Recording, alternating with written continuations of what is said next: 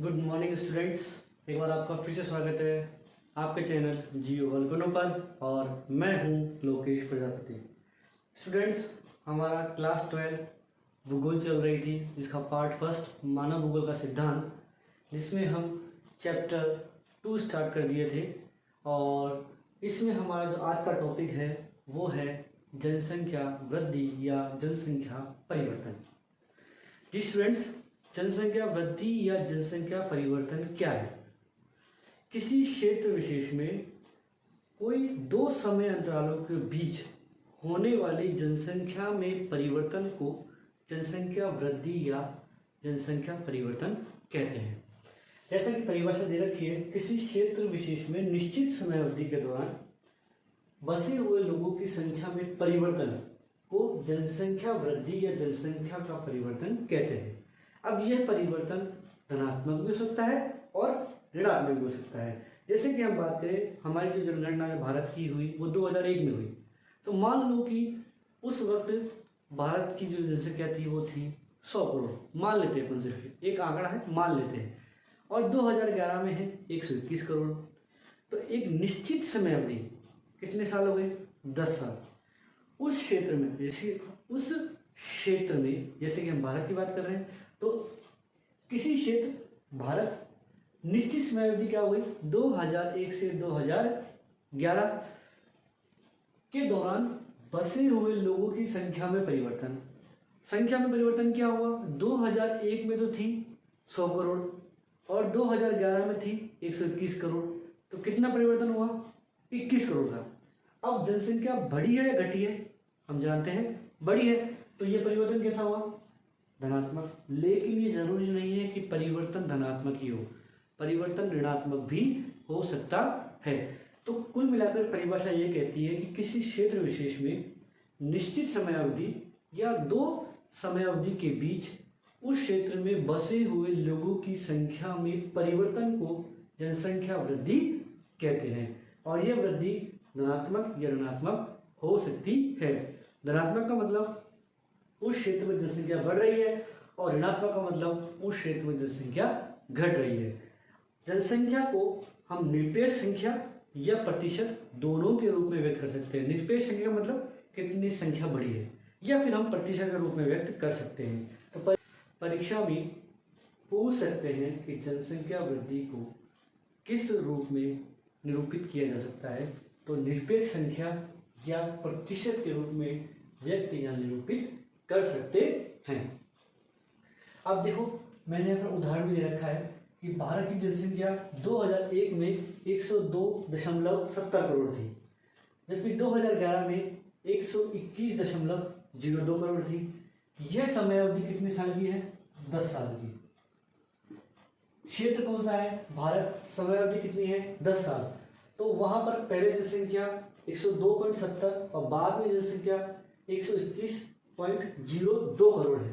तो दोनों में कितने का अंतर आया? 18.15 करोड़।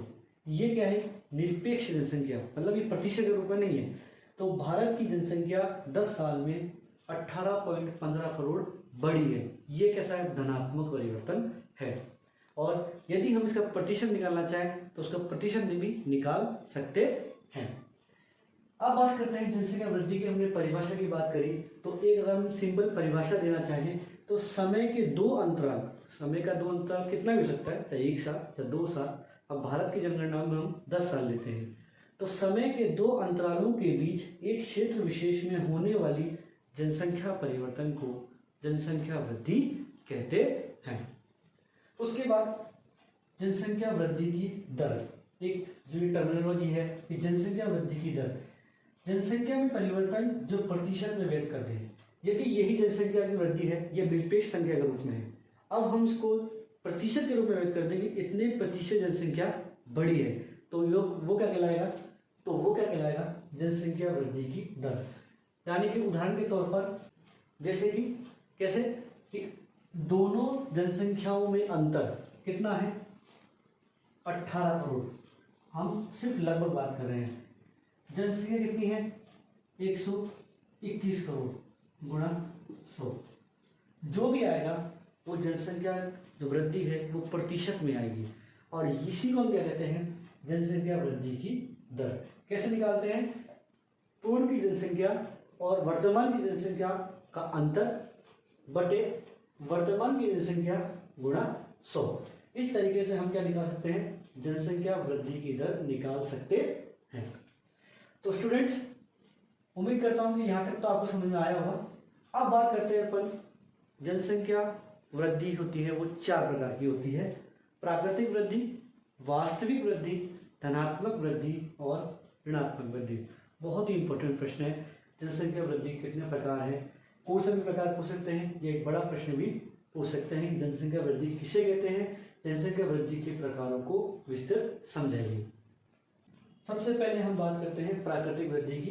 क्षेत्र विशेष में 2 समयांतरालों में जन्म व मृत्यु के अंतर से बढ़ने वाली जनसंख्या क्या कहलाती है, प्राकृतिक वृद्धि कहलाती है। प्राकृतिक मतलब नेचुरल रूप से, इसमें जन्म लेने वाले लोग और मृत्यु होने वाले लोग दोनों को घटाने के बाद जो भी जनसंख्या बढ़ती हुई घटती हुई आती है उसे हम कहते हैं प्राकृतिक वृद्धि। जैसे कि किसी क्षेत्र विशेष में 100 लोग हैं, उस क्षेत्र विशेष में 20 शिशुओं का जन्म हुआ है, 20 शिशुओं का जन्म हुआ है और उस क्षेत्र विशेष में 2 लोगों की मृत्यु हो गई है। तो 20 का जन्म हुआ है और 2 की मृत्यु हो गई है, तो कुल मिलाकर वृद्धि कितनी हुई, 18 की। तो ये जो 18 है वही क्या है, प्राकृतिक वृद्धि। कुल जनसंख्या कितनी हो गई, 100 और 18 118। तो इस प्रकार से प्राकृतिक वृद्धि बराबर जन्म माइनस मृत्यु, जन्म लेने वाले 20, मृत्यु वाले 2 बराबर 18। तो यह वृद्धि क्या हुई, 18 की। तो इस प्रकार की वृद्धि कहलाती है प्राकृतिक वृद्धि। यह वृद्धि धनात्मक भी हो सकती है और यह वृद्धि ऋणात्मक भी हो सकती है। अब बात करते हैं अपन वास्तविक वृद्धि की। वास्तविक वृद्धि क्या कहलाती है, ये तो हुई प्राकृतिक वृद्धि जो प्राकृतिक रूप से है, जन्म और मृत्यु पर डिपेंड है। लेकिन यदि जन्म और मृत्यु के साथ साथ इसमें प्रवास को भी जोड़ दिया जाए तो वह वृद्धि क्या कहलाती है, वास्तविक वृद्धि कहलाती है। प्रवास का मतलब यदि कोई व्यक्ति, यदि कोई लोग किसी एक क्षेत्र को छोड़कर दूसरे क्षेत्र में जाते हैं या दूसरे क्षेत्र को छोड़कर किसी पहले वाले क्षेत्र में आते हैं तो उसको हम बोलते हैं प्रवास। प्रवास क्षेत्र को छोड़ना भी है और उस क्षेत्र में आना भी क्या कहलाता है, प्रवास। और यदि कोई व्यक्ति अपने क्षेत्र को छोड़कर दूसरे क्षेत्र में जाता है तो उसे कहते हैं अपन उत्प्रवास, मतलब उसने क्षेत्र को छोड़ दिया। और यदि कोई दूसरे क्षेत्र से अपने क्षेत्र में आता है तो उसको बोलते हैं आ मतलब आओ, अप्रवास। तो साथियों, वास्तविक वृद्धि क्या है, जन्म माइनस मृत्यु प्लस अप्रवास माइनस उत्प्रवास। यानी कि जन्म और मृत्यु तो है, साथ में आने वाले और उस क्षेत्र को छोड़ने वाले, इनको घटाने के बाद जो जनसंख्या आएगी वो कहलाएगी वास्तविक वृद्धि। जैसे कि हम एक उदाहरण से देख लेते हैं कि किसी क्षेत्र में 100 लोग हैं, उस क्षेत्र में 20 शिशुओं का जन्म हुआ है, वही 2 लोग की मृत्यु हुई है, 10 लोग उस क्षेत्र में आए हैं अप्रवास और 4 लोग उसको छोड़ के चले गए हैं, यानी कि उत्प्रवास हो गया।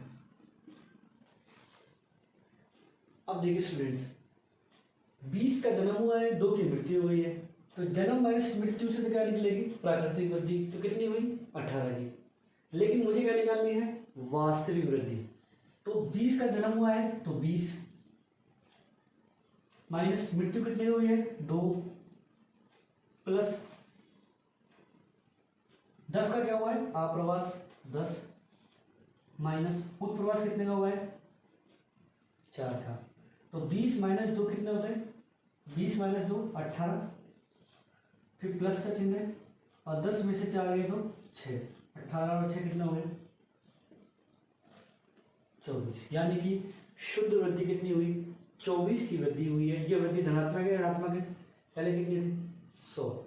हमने समय अंतराल मान लो कि ये समय अंतराल 1 साल का है, तो 1 साल में उस क्षेत्र में 20 शिशुओं ने जन्म लिया, 2 लोगों की मृत्यु हो गई, 4 लोग हैं वो क्षेत्र को छोड़ के चले गए, 10 लोग उस क्षेत्र में आकर रहने लग गए। तो इस प्रकार से यदि वहाँ की वास्तविक वृद्धि देखेंगे तो कितने की हो गई, 20 - 2 + 10 - 4 = 24, यानी कि ये वृद्धि कितने की हुई, 24 की। और ये धनात्मक है ऋणात्मक है, ये वृद्धि धनात्मक है, जनसंख्या बढ़ी है घटी नहीं है। तो इस प्रकार से हम किसी भी क्षेत्र की वास्तविक वृद्धि को निकाल सकते हैं। तो स्टूडेंट समझ में आ गया होगा कि प्राकृतिक वृद्धि और वास्तविक वृद्धि में अंतर इतना है, इसमें जन्म माइनस मृत्यु को लेते हैं, इसमें जन्म मृत्यु के साथ साथ प्रवास को भी जोड़ा जाता है। ठीक है साथियों, अब बात करते हैं अपन धनात्मक और ऋणात्मक वृद्धि।